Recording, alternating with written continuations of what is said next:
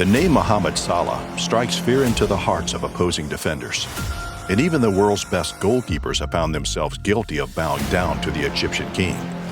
If you've seen Salah play for Liverpool this season, then you've probably witnessed Salah at his peak. Whether it is scoring a hat-trick against United at Old Trafford, of making a fool of Chelsea's goalkeeper Mendy, Salah is making a case as the best player in the world right now. However, there was a time when Salah couldn't compete at the highest level, when he wasn't banging goals night in and night out, and was even considered not good enough at Chelsea. There was a time he played as a left back, struggled with his finishing, cried in the locker room, and had to travel 3 to 4 hours every day just to get to training. This is the story of how the Egyptian king went from zero to hero. Salah might be the world's best player and one of the most popular names in football right now, but life wasn't always such a breeze for the Liverpool talisman. Salah was born in a village in Bassoun, Egypt on the 15th of June in 1992. He didn't come from a rich family, but his parents weren't poor either, so you could say he came from an average family just like a lot of us. Growing up, it was instantly clear to everyone in the family that he had a passion and a talent for the game, especially his father, who would go on to be a big part of his son's success. Salah started playing football at the age of 7, kicking the ball in the streets of his village just like other kids his age. As a young kid, he grew up idolizing players Ronaldo de Lima, Zinedine Zidane, and Francesco Totti, a player he would end up sharing a locker with later in his career. When Salah was 14, he signed a deal with a big football club in Cairo called El Mokhaloun. The only problem was that the club's training base was really far from his village. The journey would take him over 4.5 hours just to get to training, and because of how far the place was, Salah would have to leave school before closing hours. Those were the good times, because if his family tried that today, they would be fined. But imagine traveling that far as a 14-year-old every day just to train. That alone is enough to make anyone give up football dreams, but not Salah. Even as a little child, Salah had a never-to-die attitude. Salah himself said, "I was coming from nothing, a 14-year-old kid with a dream. I didn't know it would happen. I just wanted it to happen badly." The numbers Salah had been producing from the right attacking side of Liverpool's attack is outrageous, and there is no question he's going to be in the conversation for the greatest wide attacking player the Premier League has seen. But Salah's career didn't start off as a winger. In fact, he was nowhere near the right attacking side. Salah began his career at El Mokhaloun FC playing at left back, but that all changed after this happened. During a game against ENPPI, Salah's team, El Mokhaloun, won 4-0 with Salah starting at left back, but he wasted 5 one-on-one chances to score. After the game, Salah was in a complete mess and he went to cry in the dressing room.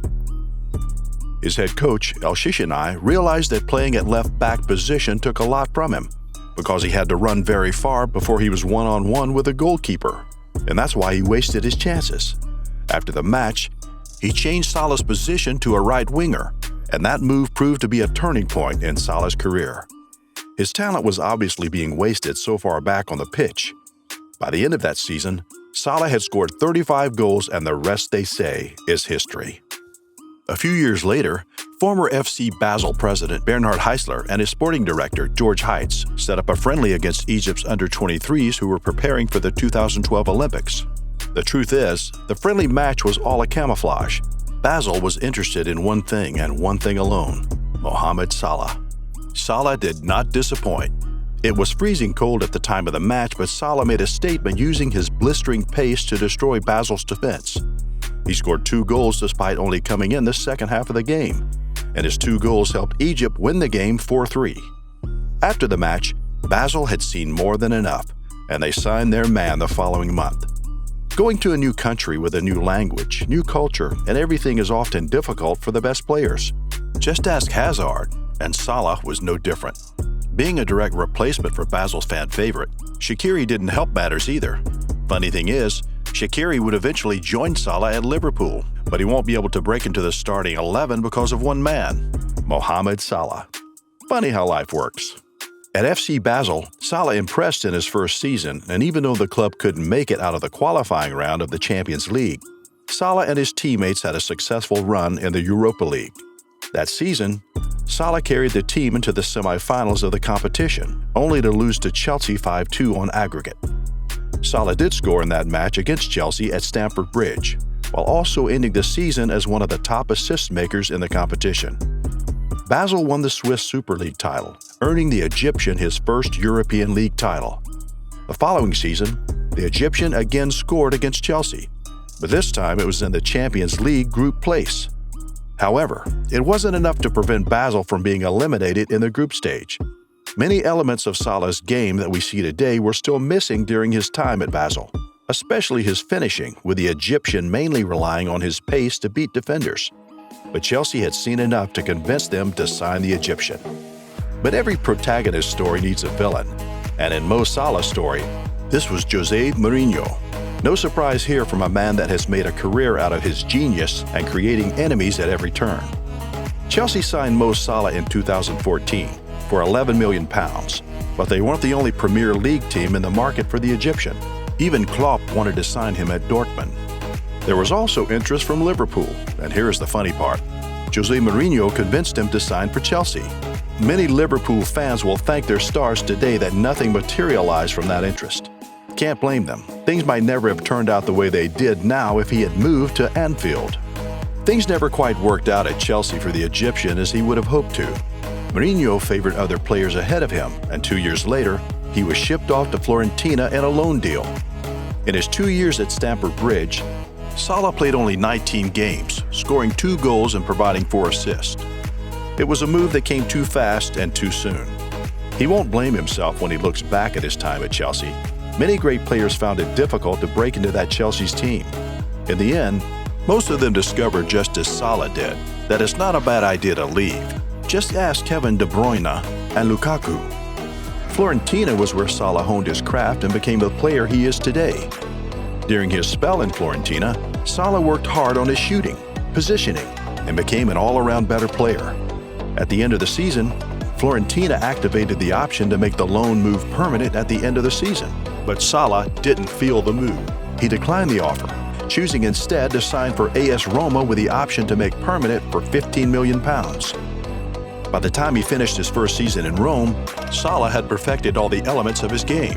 He had become a whole different player by now. He was banging in all types of goals while also providing assists. At the end of the season, Salah finished the season with 15 goals in all competitions and was named Roma's Player of the Year. Roma announced the signing of Salah on a permanent deal for €15 million. That following season, Salah bettered his value for the previous season despite tearing his ankle ligament, which kept him out for the first half of December. In 83 games for Roma, the Egyptian Messi lived up to his name, scoring 34 goals and providing 22 assists. Not bad for a Chelsea flop. Salah returned to England in 2017 after agreeing on a move to Anfield. In doing so, he became the most expensive player in Liverpool history at the time, although his £43 million fees would later be eclipsed by the signing of Alisson Becker and Virgil van Dijk. Heads were turned when Liverpool made the move for Salah. And why not? Why would Liverpool shell out that much money for a player who couldn't make it at Chelsea? Fortunately for Liverpool, and unfortunately for the rest of the teams in the league, Salah had so many things in mind that the Premier League were totally not ready for. In his first season, he scored 43 goals across all seasons, with 32 of them coming in the Premier League. To put the record straight, before he arrived in the Premier League for the second season, the highest number of goals recorded in a single Premier season was 31 goals. That record was held by 3 Premier League greats, Ronaldo, Shearer, and former Liverpool player Luis Suarez. But Salah had other plans, and boy, he had no plans of sharing. Salah scored 32 goals. That season would go on to be the finest in his career. He was destroying defenses game after game, scoring all types of goals. Name it, a tap-in, a header, a screamer, or dribbling 5 players in the box before scoring. Salah was having every defense in the Premier League for lunch, breakfast, and dinner. And no defense in the league had an answer to him. That season, Salah became the first player to outscore 3 teams in the Premier League. But it wasn't just the goals. He was providing goals for his teammates too. His performances couldn't win Liverpool the league, but he took them to the Champions League finals, where he was injured by Sergio Ramos in less than half an hour of game time. That injury proved to be very decisive with Madrid, doing enough to win their third straight Champions League title. While the medals didn't go his way, the awards followed everywhere. He, of course, won the Golden Boot, PFA Player of the Year, PFA Players Player of the Year, FWA Player of the Year, and a controversial Puskas Award. The following year, Salah silenced his critics who labeled him as a one-season wonder, scoring 22 goals in the Premier League. It was a long shot from the 32 from his previous season, but it was enough to win him a second Golden Boot. That season, Liverpool were the winners of what was the greatest and most thrilling Champions League campaign. Salah scored the first goal of the game, which led to the first of many titles at Liverpool. The 2020-21 season is a season that will never be forgotten in Liverpool's history, and Salah was a big part of it. His 19 goals were not enough to win him the Golden Boot, but it was enough to help his team win their first league title in 30 years, much to the disgust of Manchester United fans. Other medals followed afterwards, a Club World Cup medal and a Super Up medal to go with it. This season, the winger had recorded a stunning 25 goal contributions in just 20 games and is on course to break all the records he set in his first season at Liverpool. Salah's rise to the top of the world didn't come easily. Salah is a hard worker who takes nothing for granted. He's always the first person to get to training and the last person to leave. When he's not in training, he takes additional measures to ensure he is always in the best shape possible. Mentally, Salah is one of the best around. Whether it's taking a last-minute penalty or trying a trick, Salah believes he's unstoppable. As far as he's concerned, there's no better player in the world than him. That's one of the reasons why he is so much above everyone right now. From a local boy from a village in Egypt to Switzerland, England, Italy, and back to England says a lot about the kind of career he's had. Many players have gone to other leagues to prove themselves only to come back and still flop. Mo Salah went to Italy, learned his trade, and came back to dominate the most difficult league in the world.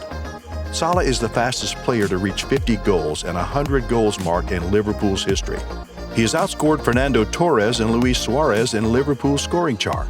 He's also the club's record scorer in the Champions League and one of the most dominant players to ever play in the Premier League. He is the highest scoring African in the league, beating Didier Drogba's record with 88 games to spare. So much for a one-season wonder.